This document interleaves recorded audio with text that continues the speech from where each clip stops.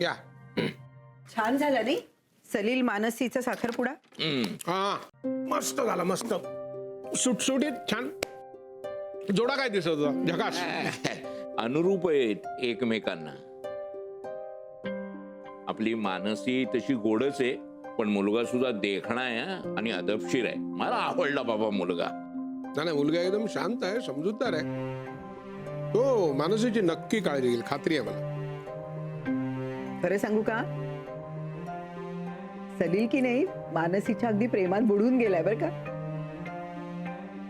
तुला कसं कळलं? अहो कळलं म्हणजे काय, दिसतं की चेहऱ्यावर. अहो तिच्या बुटात अंगठी घालताना अगदी प्रेमाने टक लावून बघत होता तिच्याकडे. मला बघून इतकी मजा वाटली ना. खरं सांगू, असं माणूस हवा हा, जवळचं प्रेमाच. नाही पण मला मानसी मात्र थोडी टेन्शन मध्ये वाटली. कशामुळे हो? नाही ग, टेन्शन मध्ये वगैरे काही नाही. अवघडली असेल ती. मुली अशा परिस्थितीत अवघडणारच ना. हा, असेलही कदाचित, किंवा आता इथून उठून बंगलोरला जावं लागणार म्हणून कदाचित टेन्शन आलं असेल नाही का.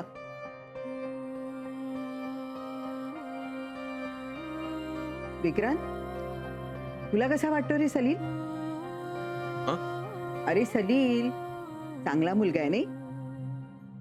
छान मुलगा मिळाला मानसीला. बरं झालं. खरंच बरं झालं ग. एका अर्थीनं तिचं आता आयुष्य मार्गी लागलं. साहजिक आहे म्हणा तिला सगळं वाटणं, कारण किती डोक्यात तिच्या टेन्शन आणि काळज्या. मग एकीकडे ईशाचा विचार, दुसरीकडे आजी आजोबा, एकीकडे मोनिका, एकीकडे सलील. आणि याचं सगळं श्रेय विजय तुला जातो, तुला आणि अलकाला. नाहीतर हे प्रकरण आणखीन किती लांबलं असतं देव जाणे. सलीलची आई मात्र एकदम मॉडर्न म्हटली नाही. हो, मला सुद्धा ती जरा आधुनिक विचारसरणीची वाटते खरी. चांगलं आहे ना आपल्या मानसीसाठी.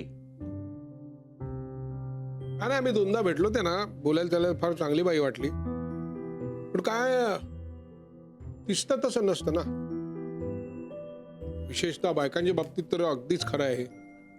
अहो असं काय बोलताय? स्वानुभव, दुसरं काय. म्हणजे तुला काय म्हणायचे विजय? आपली अलका दिसते तशी साधी सरळ सोशिक नाहीये. तू प्रश्न विचारतोस का विधान करतोस मधु काका? म्हणजे ए बाबा, ऐकतोयस ना आम्ही काय बोलतोय ते? मग असं गंभीर का? बघा ना, आपण एवढे हसतोय वगैरे आणि हा काय रे, उद्या काही अवघड सर्जरी वगैरे आहे का? कसलं एवढं टेन्शन? बघताय ना, म्हणजे मीच विचारते ह्याला. विक्रांत, आई काय विचारते? काय काय आई? काही नाही, तुझ्या चेहऱ्यावरनं कळतंय मला किती दमलायस ते. चला चला सगळे झोपायला चला.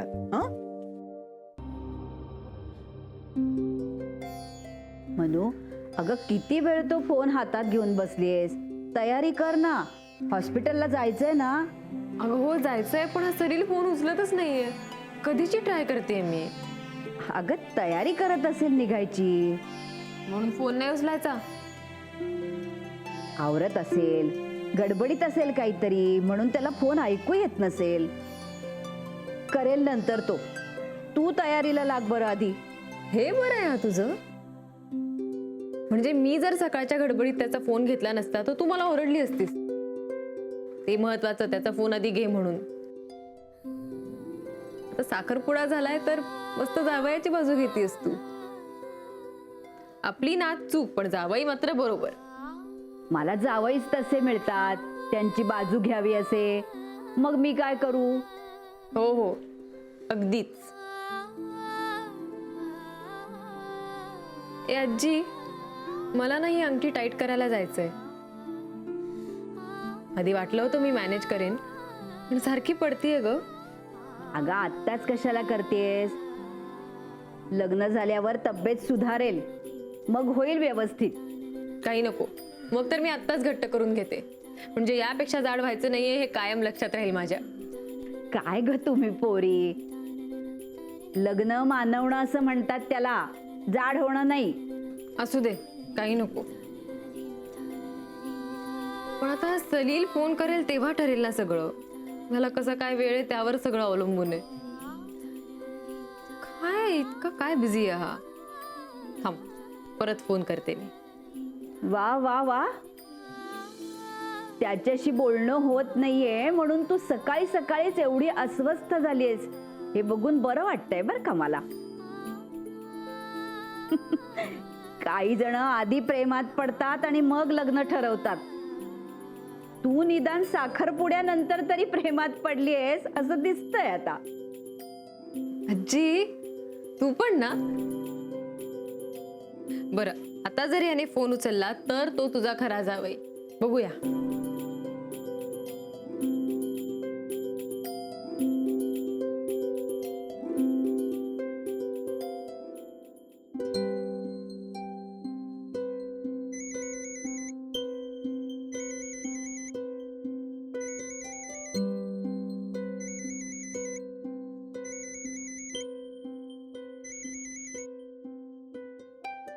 काय हे, किती वेळ? अगं मानसी, मी आहे. सॉरी. हॅलो काकी, कशा आहात? मी बरी आहे. तू कशी आहेस? मी पण मस्त. झाला ब्रेकफास्ट? हो, तोच तर चाललाय, आत्ताच करून आणलाय. ओके. सलील बिझी आहे का? मी कधीचा फोन ट्राय करते, उचलत नाहीये तो. अरे, अजून त्याने तुला फोन नाही केला? मी मगाशीच सांगितलं होतं त्याला फोन करायला. नाही, ॲक्च्युली मला प्लॅनिंग करायचं होतं ना आजचं, आणि तो बँगलोरला जायचं म्हणत होता, त्या संदर्भातही बोलायचं होतं म्हणून. आंघोळीवरनं आला ना की 5-10 मिनिटात करेल तुला फोन. हां, मी सांगते त्याला. Okay okay, bye bye. हे बघ, आत्ता ठेवला फोन. मानसीचा फोन होता. तू अजून बोलला नाहीस तिच्याशी? नाही, मी करीन नंतर फोन तिला. अरे, करून टाक ना आत्ता. मगाशी पण ती करत होती. हो, करीन ना थोड्या वेळाने. एवढं काय. सलील, आई अगं आत्ता खातोय ना, उगीच खाताना धावपळ नको. मी करीन तिला फोन. जसं काही तुला खाता खाता तिच्याशी बोलताच येणार नाहीये. आई, इट्स ओके. फोन आहे, मी थोड्या वेळाने करीन तिला फोन. डोंट वरी.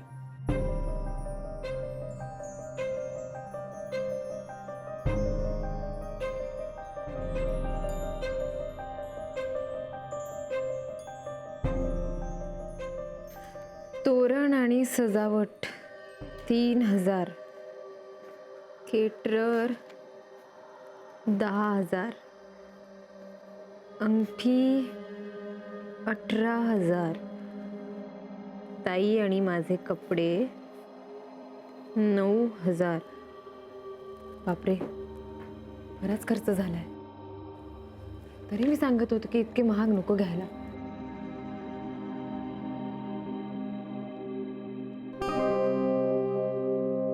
ताई, तू कधी आलीस? तुझा जो हिशोब चालू होता ना, तेव्हाच आले मी. तू काय लिहितेस ग?